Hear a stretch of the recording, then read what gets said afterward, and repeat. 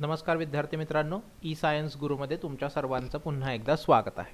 आता आपण MHT-CET 2021 जी काय येणार आहे त्याच्यासाठी आपण काय करतोय, तुमचे प्रिपरेशन लेक्चर्स घेतोय. सो याच्यामधला आजचा जो टॉपिक असणार आहे तो असणार आहे LPP, लिनियर प्रोग्रामिंग. ओके, आता पहा, हा चॅप्टर खूप सिंपल आहे. याच्यामध्ये दोनच पॉईंट आहेत, maximum and minimum value. So या दोन पॉईंट वरतीच तुम्हाला काय येतात, एक्झाम्पल येतात. आणि बऱ्यापैकी जर तुम्ही बोर्डला हा चॅप्टर पाहिला तर एकाच टाईपची एक्झाम्पल्स आहेत, आहे की नाही, ज्या ठिकाणी आपल्याला काय करावा लागतो, ग्राफ तयार करावा लागतो. सो या ग्राफवरती आपल्याला व्हॅल्यूज घ्याव्या लागतात आणि जे काय कॉर्नर पॉईंट मेथड आहे त्या कॉर्नर पॉईंट मेथडवरून मॅक्झिमम व्हॅल्यू आणि मिनिमम व्हॅल्यू कोणती असेल हे काय करावं लागतं, आपल्याला ठरवावं लागतं. ठीक आहे. सो या टाईपचे सिंपल क्वेश्चन्स याच्यासाठी येतात आणि नेहमी लक्षात ठेवा, CET साठी याच्यावरती मिनिमम एक क्वेश्चन तरी कंपल्सरी येणारच आहे. एक क्वेश्चन येणार आहे आणि जो काही क्वेश्चन असेल तो एकदम इझी किंवा सिंपल क्वेश्चन असणार आहे, त्यामुळं तुम्हाला हा क्वेश्चन सुटलाच पाहिजे. ओके, मग आता आपण आजच्या लेक्चरमध्ये काय करणार आहे, 2020 ची जी काही CET झाली होती याच्यामध्ये कशा प्रकारचे एक्झाम्पल्स या चॅप्टरवरती आलेले आहेत ते आपण आजच्या लेक्चरमध्ये पाहणार आहे. सो पहा, फर्स्ट एक्झाम्पल जर पाहिलं आपण तर द LPP टू मॅक्झिमाइज. आता हे Z इज इक्वल टू जे दिलेलं असतं ते आपल्याला फंक्शन मॅक्झिमाइज करायचं आहे की नाही, सब्जेक्ट टू. आता या ज्या काय असतात एक्स प्लस किंवा हे जे काय आहे याला आपण म्हणतो कन्स्ट्रेंट, आहे की नाही. हे आहे आपलं objective function. Z is equal to जे काय दिलं असेल त्याला म्हणतो आपण ऑब्जेक्टिव्ह फंक्शन. हे x plus y less than equals to, greater than equals to, ज्या काही व्हॅल्यूज असतील x plus y, x minus y या टर्म्समध्ये त्याला म्हणतो आपण कन्स्ट्रेंट. आणि हे एक्स इज ग्रेटर दॅन 0 आणि वाय इज ग्रेटर दॅन 0 ह्या कन्स्ट्रेंट आहेत. पण ह्या कसल्या कन्स्ट्रेंट आहेत, पॉझिटिव्ह कन्स्ट्रेंट आहेत. म्हणजे याची व्हॅल्यू ऑलवेज ग्रेटर दॅन 0च असणार आहे. म्हणजे या कशा आहेत, पॉझिटिव्ह कन्स्ट्रेंट आहेत. कुणाला काय म्हणायचं हे सिंपल आहे, आपण बोर्डला सुद्धा हे पाहिलेलं आहे की नाही. याला लक्षात ठेवा, ऑब्जेक्टिव्ह फंक्शन, या दोन कन्स्ट्रेंट आणि x is greater than 0, Y is greater than 0, positive constraint म्हणायचं. ओके, सो आता हे फंक्शन मॅक्झिमाइज केलं तर त्या ठिकाणी जे काय आन्सर येईल ते आन्सर काय, नो सोल्युशन म्हणजे आन्सरच येणार नाही. वन सोल्युशन म्हणजे एकच आन्सर असेल. कसलं, मॅक्झिमाइज करायचे म्हणजे maximum value. So maximum value नसेलच म्हणता येते, एक असू शकते, दोन असू शकते किंवा इन्फायनाईट असू शकतात. सो आता आपल्याला काय केलं पाहिजे, सो ग्राफ सॉल्व्ह केला पाहिजे. आता बघा, फर्स्ट एक्झाम्पल आहे. सो फर्स्ट एक्झाम्पल आहे म्हणून मी तुम्हाला काय सांगतो, स्टेप्स सांगतो. फर्स्ट स्टेप जी काय आहे ते हे इक्वेशन्स जे काय आहेत याचे ग्राफ, याचे जे काय लाईन तयार होते ती लाईन ग्राफवरती आपल्याला काय करायची, काढायची. मग आता ही लाईन ग्राफवरती कशी काढायची हे तुम्ही 10th मध्ये शिकलेलं आहे. ज्यांना लक्षात नसेल त्यांच्यासाठी मी या एक्झाम्पलमध्ये सांगतो, नीट लक्षात घ्या. पहा, सब्जेक्टेड टू ज्या काही कन्स्ट्रेंट आहेत त्या कन्स्ट्रेंटचे इक्वेशन, त्या कन्स्ट्रेंटची जी काही लाईन तयार होती एक नाही ती लाईन आपल्याला ग्राफवरती काढायची. सो बघा, लेस दॅन इक्वल्स टू देऊ दे और ग्रेटर दॅन इक्वल्स टू घेऊ दे. सिम्प्लिफिकेशनसाठी आपण नेहमी इक्वल्स टू साईन घ्यायचं मध्ये. So x plus y equals to 1 ही लाईन आपल्याला ग्राफवरती तयार करायची. सो काय करायचं, हे इक्वेशन सॉल्व्ह करताना तुम्ही 10th मध्ये आठवत असेल, एक्स वाय एक्स वाय हा टेबल तयार करत होता. एकदा एक्सची व्हॅल्यू काय घ्या, 0 घ्या. सो एक्सची व्हॅल्यू जर 0 घेतली तर वायची व्हॅल्यू मिळेल 1. एकदा वायची व्हॅल्यू 0 घ्या. सो वायची व्हॅल्यू 0 घेतली तर एक्सची व्हॅल्यू मिळेल 1. म्हणजे आपल्याला दोन कोऑर्डिनेट मिळाले, 0 1 आणि काय सांगा, 1 0. आता जसं हे सॉल्व्ह केलं तसंच अजून एक इक्वेशन त्यांनी दिलेलं आहे बघा, 2x प्लस 2y घेताना इक्वल्स टू 6 घ्यायचं. सो सेम एक्स वाय आणि एक्स वाय. सो एक्सची व्हॅल्यू एकदा 0 घ्या. सो वायची व्हॅल्यू 3 मिळेल म्हणजे हा कोऑर्डिनेट आला 0 3.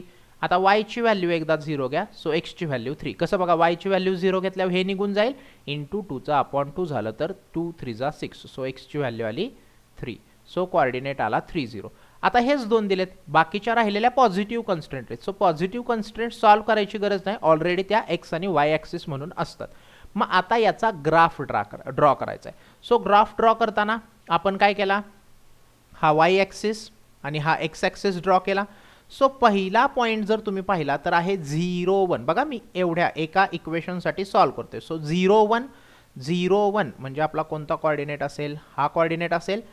याच्यासाठीच नेक्स्ट कोण आहे 1 0. सो या लाईनसाठी जे काही दोन कोऑर्डिनेट आपण तयार केले ते दोन कोऑर्डिनेट मी पुट केले आणि या दोन कोऑर्डिनेटमधून जी लाईन पास होईल ती लाईन असणार आहे आपली x plus y is equal to 1. Similar 0 3. So आता हा जो कोऑर्डिनेट असेल हा कोऑर्डिनेट असेल 0 3. त्याच्यानंतर हा जो कोऑर्डिनेट आहे हा कोऑर्डिनेट असेल 3 0. सो या 0 3 आणि 3 0 मधून जी लाईन पास होईल ती लाईन जी काय असणार आहे ती कोणती असेल आपली 2x plus 2y equals to 6. आता पहिली स्टेप मी तुम्हाला सांगितली. फर्स्ट स्टेप काय आहे, जो काही ग्राफ असेल तो ग्राफ काय करायचा आहे आपल्याला ड्रॉ करायचा आहे. सो ग्राफ ड्रॉ करणे ही फर्स्ट स्टेप. सेकंड स्टेप जी काय आहे त्या सेकंड स्टेपला आपण काय करायचा रिजन ठरवायचा. आता रिजन कसा ठरवायचा, आपण बाळांनो इथं इक्वल्स टू साइन घेतलंय पण इथं इक्वल्स टू नाहीये. नीट पहा, इथं लेस दॅन इक्वल्स टू आहे, इथं ग्रेटर दॅन इक्वल्स टू आहे. म्हणजे त्यांना x प्लस y ची व्हॅल्यू 1 पेक्षा कशी पाहिजे लेस दॅन 1 म्हणजे कमी पाहिजे. मग बघा या लाईन वरती x प्लस y ची व्हॅल्यू 1 आहे पण आपल्याला कमी पाहिजे म्हणजे या लाईन पेक्षा कशा असणारे जो काही रिजन असेल तो लोअर साईडला असेल म्हणजे खालच्या दिशेला असेल. ओके, कमी असेल ओरिजिन साईड घ्यायचं, ग्रेटर दॅन असेल ओरिजिन पासून लांब न्यायचं. सिंपल गोष्ट. आता 2x plus 2y is greater than equals to 6 म्हणजे ही 2x plus 2y equals to 6 साठी आहे. पण 6 नको, 6 पेक्षा जास्त पाहिजे. 6 पेक्षा जास्त म्हणजे ओरिजिन पासून कुठं न्यायचं बाहेर न्यायचं. ठीक आहे. बघा आता third step region, second step region झाली. थर्ड स्टेप काय करायचे कॉर्नर पॉइंट तयार करायचे. आता कॉर्नर पॉइंट तयार कधी होतील हे लक्षात घ्या, जर त्याच्यामध्ये काय असेल कॉमन रिजन असेल तर आणि तरच काय तयार होतात कॉर्नर पॉइंट तयार होतात. इथं कोणताच रिजन कॉमन नाहीये, हे इथून खाली चाललेलं आहे, हा इथून वरती चाललेला आहे म्हणजे यांच्यामध्ये कोणताच कॉमन रिजन नाही.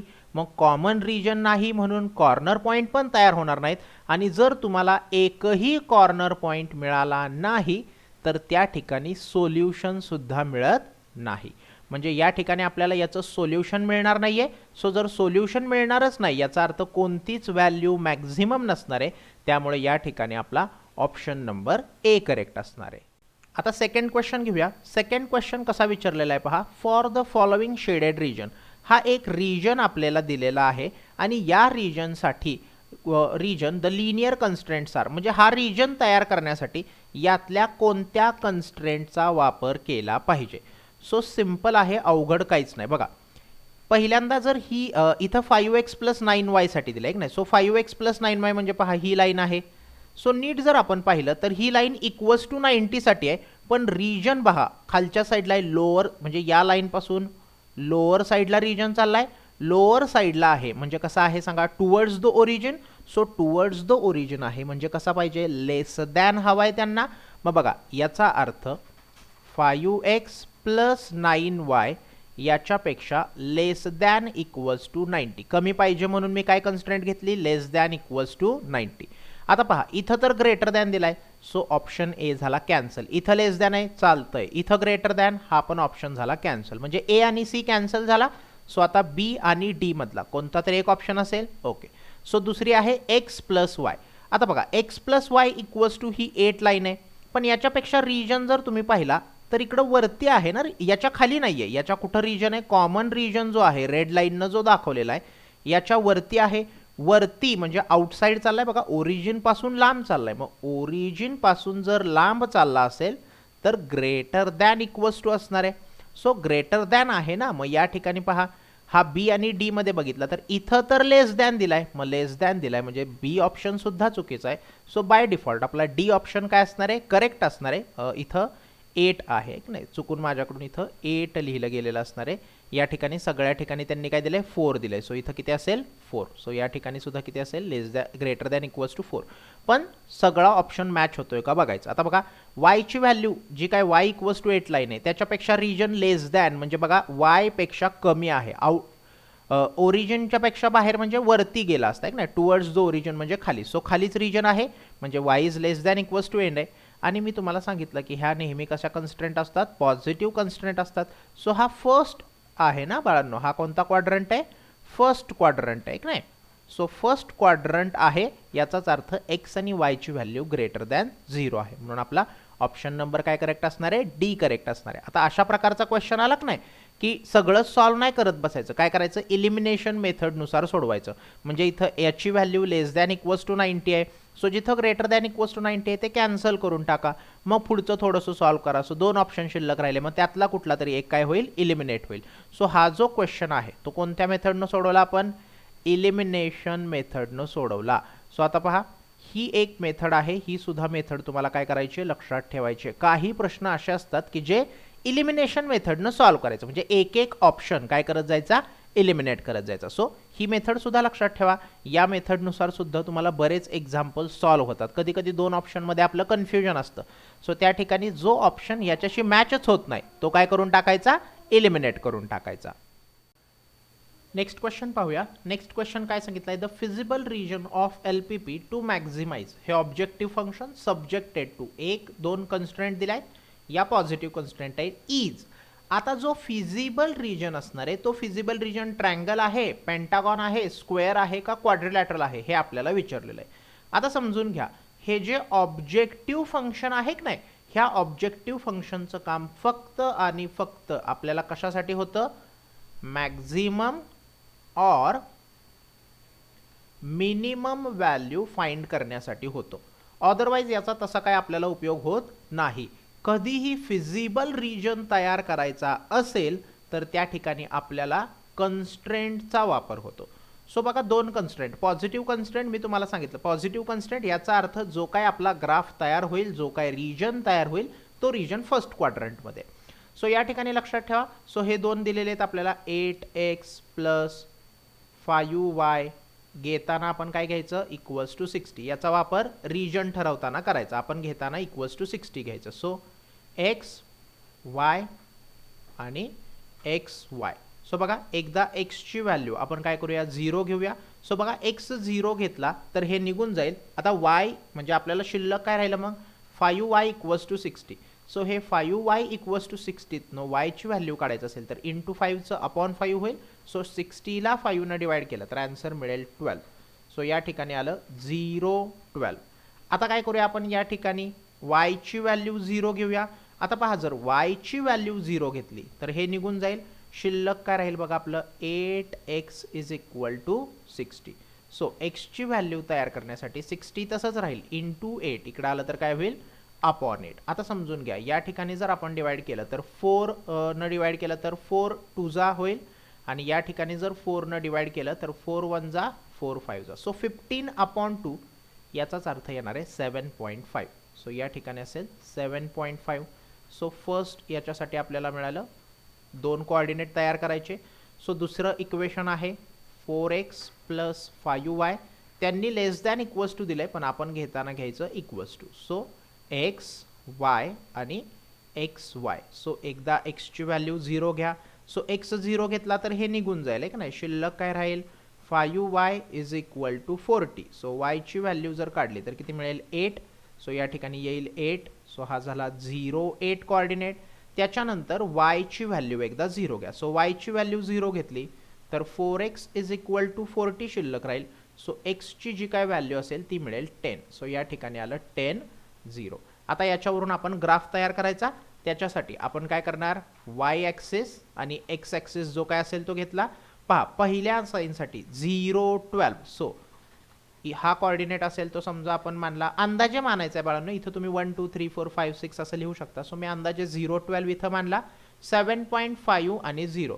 सो या ठिकाणी हा जो कोऑर्डिनेट असेल तो असेल समजा 7.5 आणि 0. सो ह्या 0 12 आणि 7.5 0 मधून जी लाईन पास होणार आहे आपली ती लाईन कोणती असेल आपली, पहा 8x plus 5y equals to काय असणार आहे 60 असेल. त्याच पद्धतीनं 0.8 पहा, हा जो कोऑर्डिनेट आहे तो आपण समजूया 0.8 12 पेक्षा कमी असेल एक नाही. अँड 10 0 आता 7.5 पेक्षा नक्कीच जास्त असेल. सो 10 0. सो या दोन पॉईंट पासून जी लाईन आपली पास होईल त्या लाईनचं इक्वेशन काय असेल आपलं 4x + 5y = 40. हे तुम्ही 10th मध्ये सुद्धा शिकलेला आहे, 11th मध्ये सुद्धा शिकलेला आहे. सो जस्ट इथपर्यंतचा जो पार्ट आहे तो आपला म्हणूया 11th पर्यंत. आता याच्यामध्ये आपल्याला फिजिबल रिजन माहिती पाहिजे. सो आपण जी पहिली लाईन घेतलेली आहे x + y 8x + 5y = 60, याच्यामध्ये जर आपण पाहिलं तर इक्वल्स टू नाहीये, लेस दॅन आहे. म्हणजे ही जी काही लाईन आहे याच्यापेक्षा एरिया कसा असणार आहे, लेस असणार आहे, कमी असणार आहे. म्हणजे या लाईन पासून टुवर्ड्स द ओरिजिन असेल हे समजून घ्या. दुसरी गोष्ट 4x + 5y म्हणजे ही दुसरी लाईन आहे, त्याच्यापेक्षा सुद्धा एरिया कमीच. जी काही लाईन मध्ये आपण रिजन आहे तो रिजन लेस दॅन व्हॅल्यू आहे म्हणजे कमीच आहे. मग समजून घ्या हा एरिया आपण नाही ना घेऊ शकत का, या लाईन पेक्षा कमी आहे की बाळांनो. पण इथला जर मी एरिया घेतला तर या लाईन पेक्षा वरती जातोय म्हणजे ग्रेटर दॅन असेल, पण या लाईन पेक्षा सुद्धा लेस दॅन एरिया आहे. त्यामुळे जर तुम्ही नीट पाहिलं तर हा जो काय असेल हा आपला या ठिकाणी काय असणार आहे, फिजिबल रिजन असणार आहे, है की नाही. मग आता हा जर फिजिबल रिजन तुम्ही नीट पाहिला तर बघा याचा शेप आपल्याला काय आहे ते बघायचं आहे. सो ही लाईन अशी आहे, त्याच्यानंतर बघा अशा प्रकारचा हा शेप या ठिकाणी तयार होतोय. आता हा ट्रायंगल आहे का, नाही. सो ट्रायंगल झाला कॅन्सल. पेंटागॉन, पेंटागॉन म्हणजे 5 साइड असतात. सो हा पेंटागॉन पण नाही, सो पेंटागॉन झाला कॅन्सल. आता हा स्क्वेअर पण नाहीये ना बाळांनो, या ठिकाणचा अँगल 90 डिग्री ऑब्व्हियसली नाहीये. सो स्क्वेअर सुद्धा झाला कॅन्सल. मग हा शेप जो आहे हा काय आहे, क्वाड्रिलॅटरल आहे, है की नाही. क्वाड्रिलॅटरल म्हणजे काय, ज्या डायग्रामला 4 साइड आणि 4 अँगल असतात, है की नाही. 4 साइड आणि 4 अँगल, बस. मग ते कसेही असू देत, 4 साइड 4 अँगल असतील की त्याला म्हणायचं क्वाड्रिलॅटरल. सो या ठिकाणी पाहिला तर आपला ऑप्शन नंबर डी करेक्ट असणार आहे. नेक्स्ट क्वेश्चन पाहूया. नेक्स्ट क्वेश्चन काय सांगितले पहा. If LPP has optimal solution at 2 consecutive corner points of a feasible region, then LPP has. जर ऑप्टिमल सोल्युशनच्या किती व्हॅल्यू असतील, 2 व्हॅल्यूज असतील. 2 कॉन्सिक्युटिव्ह कॉर्नर पॉइंट्स म्हणजे जे काही सोल्युशन असेल, भले ते मॅक्झिमम व्हॅल्यूसाठी असू दे किंवा मिनिममसाठी असू दे, ओके. जे काही सोल्युशन आहे त्या सोल्युशनला 2 पॉइंटला असेल. म्हणजे आपलं जे काही सोल्युशन आहे हे सोल्युशन किती पॉइंटला असेल, 2 डिस्टिंक्ट पॉइंट, डिस्टिंक्ट किंवा त्या ठिकाणी कॉन्सिक्युटिव्ह म्हणू शकतो, म्हणजे वेगवेगळ्या पॉइंटला असेल तर त्या ठिकाणी जो LPP असतो त्या LPPचं सोल्युशन काय असतं. तर ही डेफिनेशन आहे. डेफिनेशन काय आहे ती ही नीट समजून घ्या. If an LPP admits optimal solution at 2 consecutive vertices of a feasible region, then the optimal solution occurs at. आता बघा डेफिनेशन कशी आहे, every point on the line joining these 2 point. म्हणजे समजा या ठिकाणी आणि या ठिकाणी अशा 2 पॉइंटला जे काही तुमची मॅक्झिमम व्हॅल्यू आपण जर कन्सिडर केली तर मॅक्झिमम व्हॅल्यू एकच येते. म्हणजे इथं जी मॅक्झिमम व्हॅल्यू आहे तीच मॅक्झिमम व्हॅल्यू इथं पण येते. सो या 2 पॉइंटला जॉईन करणाऱ्या लाईनवरती जेवढे काय पॉइंट्स असतील त्या एव्हरी पॉइंटला आन्सर जे काय असणार आहे, ऑप्टिमल सोल्युशन जे काय असणार आहे ते कसं असणार आहे, सेम असणार आहे. मग एव्हरी पॉइंट समजून घ्या बाळांनो, या लाईनवरती नो सोल्युशन तर कॅन्सल झालं ऑब्व्हियसली, 2 सोल्युशन पण कॅन्सल, 2 पेक्षा जास्त असणार आहेत ना, यातल्या प्रत्येक पॉइंटवरती असणार आहे. युनिक म्हणजे एक सोल्युशन नसणार आहे. मग या लाईनवरती किती पॉइंट असतील हे आपल्याला माहित नाहीये. सो या ठिकाणी इनफायनाइट सोल्युशन्स असणार आहेत. हा पॉइंट इम्पॉर्टंट आहे, नीट लक्षात ठेवायचा की एकापेक्षा जास्त सोल्युशन जर आपल्याला मिळाले, एकापेक्षा जास्त म्हणजे किती, 2 सोल्युशन जर आपल्याला मिळाले तर त्या ठिकाणी जे काय LPP आहे त्या LPPचे इनफायनाइट सोल्युशन्स असतात, ओके. सो ही डेफिनेशन आहे. आता ही डेफिनेशन वरतीच 2020 साली सेम क्वेश्चन विचारलं बघा. हा क्वेश्चन लक्षात ठेवा. 2 कॉन्सिक्युटिव्ह व्हर्टायसेस जर आपल्याला मिळाले तर इनफायनाइट सोल्युशन असतात. आता सेम याच्यावरतीच 2020 ला हा क्वेश्चन विचारलाय की या ठिकाणी maximise Z is equal to दिलंय, सब्जेक्ट टू दिलंय, या ठिकाणी ह्या सगळ्या कन्स्ट्रेंट अँड पॉझिटिव्ह कन्स्ट्रेंट दिलाय. तर जो काय LPP आहे त्याचं मॅक्झिमम सोल्युशन हे अनबाउंड सोल्युशन आहे, इनफायनाईट सोल्युशन आहे, युनिक सोल्युशन आहे का नो सोल्युशन आहे हे आपल्याला विचारलंय. मग आपण काय करणार, हा जो x plus y is equal to 30 graph घेऊन सॉल्व करणार. सो पहा, x plus y is equal to 30 घेतला आपण, x वाय आणि एक्स वायचा टेबल, x0 घेतला तर y ची व्हॅल्यू 30 येईल. सो झालं 0 30. y0 घेतला तर x ची व्हॅल्यू 30 असेल, या ठिकाणी होईल 30 0. पहिलं सॉल्व. आता हे x लेस दॅन 15 नीट बघा ना, जर मी इक्वल्स टू साईन टाकलं तर एकच व्हॅल्यू मिळाली, x is equal to 15. Similarly y is less than equals to 20, त्याच्यामध्ये जर इक्वल्स टू साईन टाकलं तर y इज इक्वल टू 20. बघा, ही फर्स्ट लाईन आहे, ही सेकंड लाईन आहे, ही थर्ड लाईन आहे आणि फोर्थ लाईन जी काय आहे ती फोर्थ लाईन काय दिलेली आहे बघा, x plus y equals to 15. So पहा, x आणि y आणि या ठिकाणी असेल एक्स वाय. सो x0 घेतला तर y 15 मिळेल, पॉईंट होईल 0 15. जर y0 घेतला तर x 15 मिळेल, सो या ठिकाणी पॉईंट होईल 15 0. आता याचा आपण ग्राफ ड्रॉ करू. त्याच्यासाठी आपण काय केलं, हा y ॲक्सिस आणि हा x ॲक्सिस जो काय आहे तो ड्रॉ केला. सो पहिली लाईन आहे x plus y is equal to 30. So 0 30 बघा, हा जो पॉईंट असेल हा पॉईंट असेल आपला 0 30 आणि हा जो पॉईंट असेल तो असेल 30 0. मी तात्पुरतं फक्त काय लिहिलं या ठिकाणी लिहूया आपण 30 0. सो या दोन पॉईंटमधून जी लाईन पास होतीये या लाईनचं इक्वेशन असेल x plus y is equal to 30. आता जर नुसती line x is equal to 15 असेल, याचा अर्थ काय, x इज इक्वल टू 15 म्हणजे x ची व्हॅल्यू ज्या ठिकाणी 15 आहे तिथून लाईन पास होतीये. मग x इज इक्वल टू 15 अशी लाईन जर असेल तर ती पॅरलल असते y ॲक्सिसला. सो y ॲक्सिसला पॅरलल असलेली आणि 15 या पॉईंटमधून जाणारी लाईन असते x मायनस 15.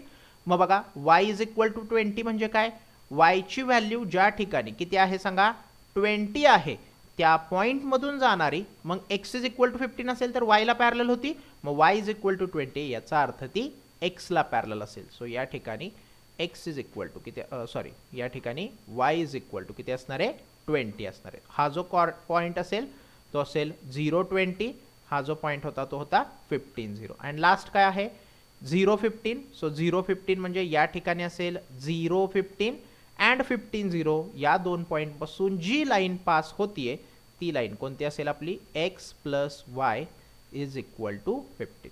सो आपण ग्राफ तयार केला. ग्राफ तयार केल्यानंतर काय ठरवायचं, फिजिबल रिजन. सो आता फिजिबल रिजन नीट ठरवायचा, गडबड करायची नाही. पहा, पहिली लाईन आहे x प्लस वाय 30 त्याच्यापेक्षा लेस. सो बघा, ही लाईन आहे x प्लस वाय याच्यापेक्षा लेस पाहिजे, म्हणजे लक्षात ठेवा टुवर्ड्स द ओरिजिन पाहिजे, ही गोष्ट डोक्यात ठेवायची. म्हणजे या लाईन पासून इकडं पाहिजे. x is less than 50. So ही x इज इक्वल टू 15 ची लाईन आहे, याच्यापेक्षा पण लेस म्हणजे टुवर्ड्स द ओरिजिनच पाहिजे. y is less than equals to 20. So ही जी y इक्वल्स टू 20 आहे याच्यापेक्षा पण कमी म्हणजे टुवर्ड्स द ओरिजिन हवाय. आणि x plus y is greater than 15. पण ही जी लाईन आहे x plus y equals to 15 याच्यापेक्षा ग्रेटर. सो हे सगळे ॲरो जर आपण पाहिले तर हे कशाला इंडिकेट करतायत, पहा या रिजनला इंडिकेट करतायत. सो हा जो काय असेल हा आपला कसला रिजन असेल, कॉमन रिजन. आता आपल्याला सोल्युशन पर्यंत जायचंय का, जोपर्यंत आपल्याला सोल्युशन मिळत नाही म्हणजे जोपर्यंत आपल्याला मॅक्झिमम व्हॅल्यू मिळत नाही तोपर्यंत आपण यातलं कोणताच ऑप्शन सांगू शकत नाही. मग आपण काय करू, मॅक्झिमम व्हॅल्यू तयार करू. आता बघा, फिजिबल रिजन मिळाला की या फिजिबल रिजनचे कॉर्नर पॉईंट ठरवायचे. म्हणजे पहा, कॉर्नर पॉईंट म्हणजे हा एक पॉईंट असेल, याला नाव देऊन टाकलं आपण A. हा एक पॉईंट असेल, याला नाव देऊन टाकलं आपण B. हा एक पॉईंट असेल, याला नाव देऊन टाकलं C. आणि हा एक पॉईंट असेल, याला नाव देऊन टाकलं D.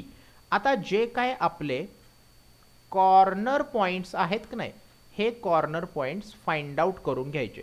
सो पहिला कॉर्नर पॉईंट आहे A आणि तुम्ही जर A पाहिला तर मला A चा कोऑर्डिनेट माहिती आहे कारण तो 0 20 या ठिकाणी आहे. आता जर मी B कोऑर्डिनेट म्हणजे कोऑर्डिनेट प्रत्येकाचे फाइंड आउट करून घ्यायचे. B चा जर विचार केला तर B साठी x ची व्हॅल्यू जी आहे ती बघा 15 आहे कारण ह्या लाईनवरती तो B पॉईंट आहे.